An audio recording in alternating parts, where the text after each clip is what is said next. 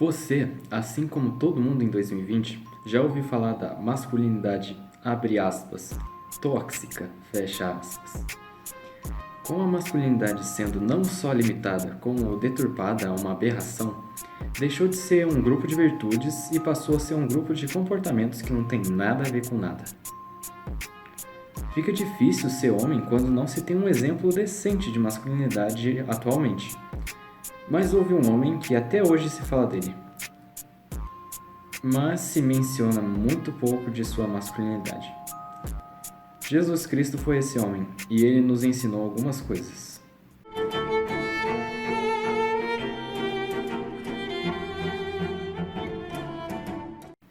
Olá, eu sou o PhD, seja muito bem-vindo ao Como Vai a Vida, o canal com a sua pequena dose semanal de lucidez.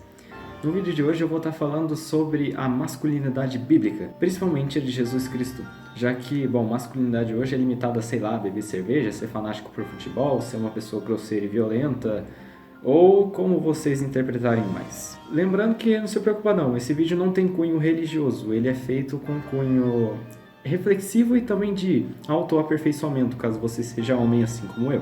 Se você já gostou do tema, se inscreva no canal e ative o sininho para mais temas como esse. Bom, como eu já falei aqui, beber cerveja, ser fanático por futebol, ser uma pessoa fria calculista ou então extremamente violenta, ter uma vida sexual extremamente ativa, não cuidar muito da sua saúde, são as coisas que definiria um homem contemporâneo. Ou moderno ali, sabe? O tipo de gente que a gente encontraria em estereótipos bestas de desenhos animados focado em público adulto, como por exemplo o Homer Simpson.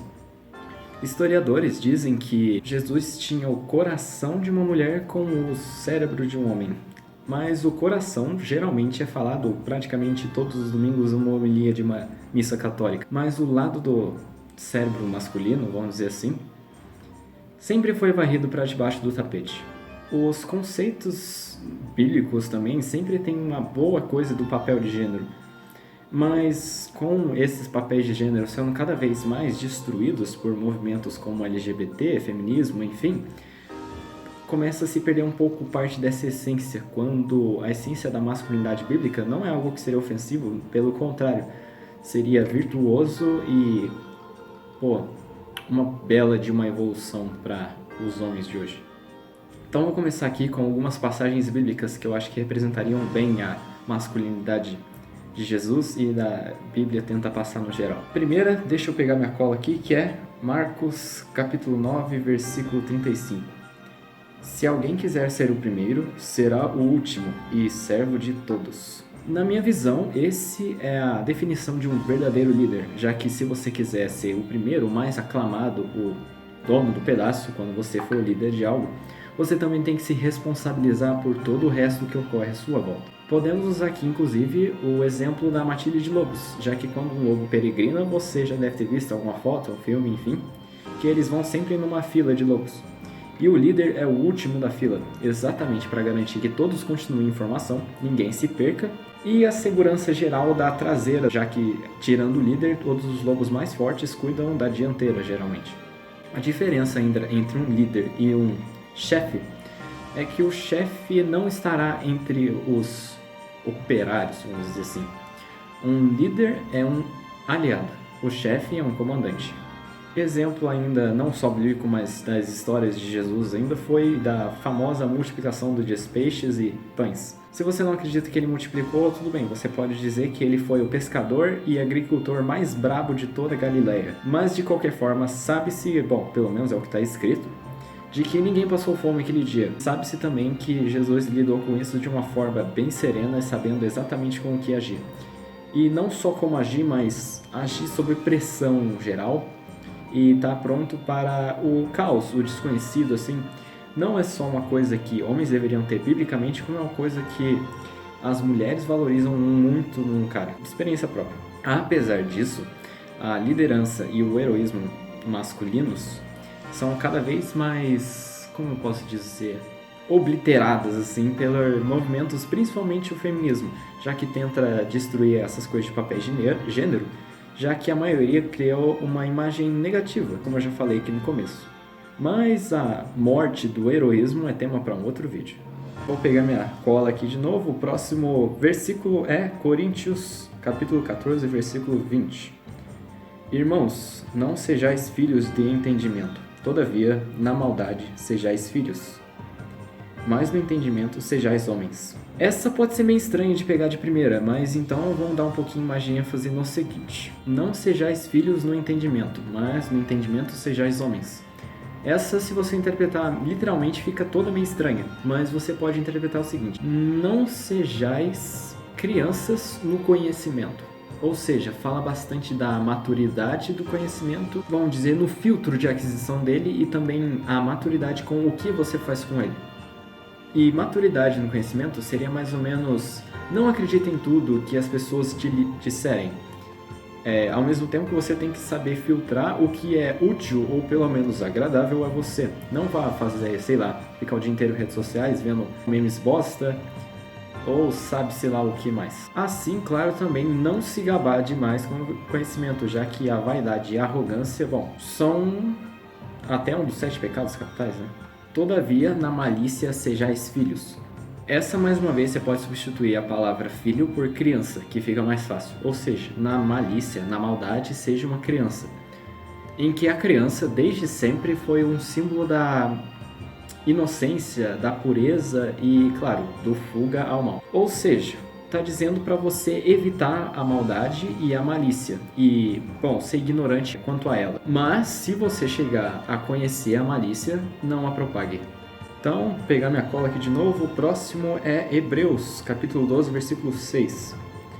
Pois o Senhor disciplina a quem ama, e açoita a todo filho a quem recebe. É para a disciplina que suportais. Disciplinar a quem ama com um açoite.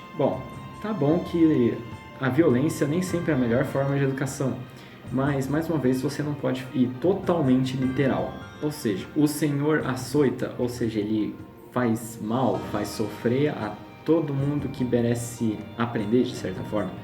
É para a disciplina que você suporta a dor, ou seja, o sofrimento é um professor tão bom quanto o carinho.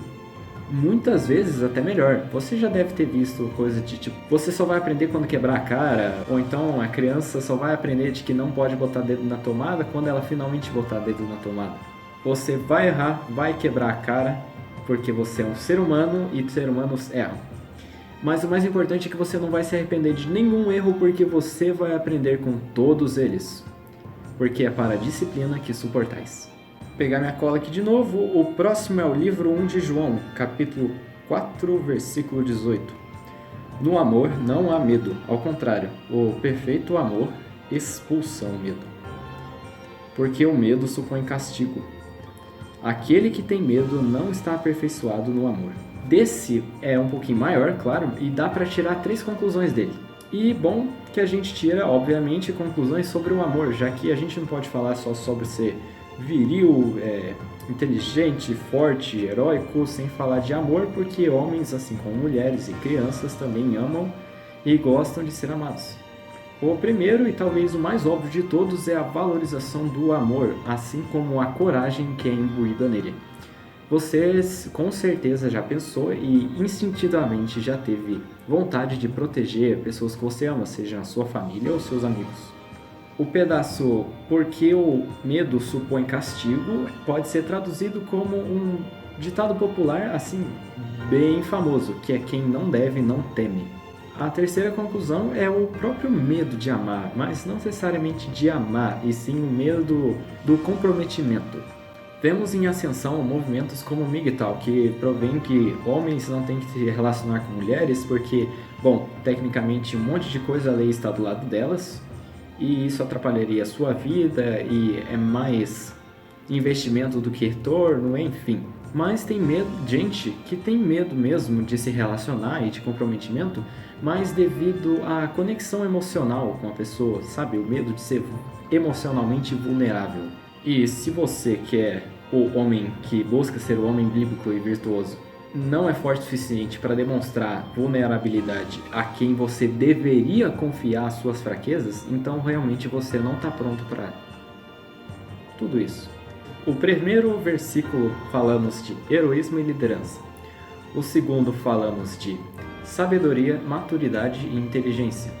O terceiro falamos do sofrimento, que é um ótimo professor, assim como o aprendizado e talvez até a resiliência e a valorização do legado.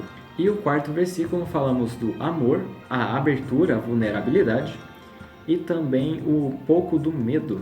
Até porque apesar de que você deve sim ser corajoso, o medo muitas vezes pode vir mais a calhar. Afinal, você já deve ter ouvido a frase tipo assim, você tem bravura ou burrice? Bom, essas são virtudes de um homem bíblico e eu acho que assim, não são necessariamente aquelas coisas de estereótipo de um cara alto, forte, barbudo que só assiste futebol e que grita com a mulher e bebe cerveja pra caralho. Essa eu acho que seria uma ótima imagem para nós homens termos, e principalmente no mundo atual em que cada dia que passa o mundo precisa de mais heróis. Quem não for homem que estiver assistindo aqui, nada impede vocês de agregar essas ideias a você também. Eu acho que todas são virtudes valorosas. É mais por propósitos da masculinidade bíblica que eu estou citando elas aqui. E mais uma vez, não acabem com elas, hein? Isso vai tornar não homens só afeminados, como também menos respeitados no geral, porque principalmente feministas falam que queriam homens mais afeminados, mais abertos emocionalmente e que o heroísmo, o cavalheirismo e a liderança de certa forma são ofensivos e acabam destruindo a imagem de um homem bom, vamos dizer assim. Então, antes de eu ir aí, já que estamos em véspera de Natal, deixa eu dar mais um versículo aqui para vocês pensarem. Coríntios, capítulo 16, versículo 13. Estejam vigilantes, mantenham-se fortes, sejam homens de coragem, homens fortes. Bom, gostando do vídeo, não lembre-se. O amor e o ódio, ou nesse caso, o carinho e o sofrimento, nos levam pelo mesmo caminho. Um Feliz Natal a todos e até domingo com o último vídeo do ano.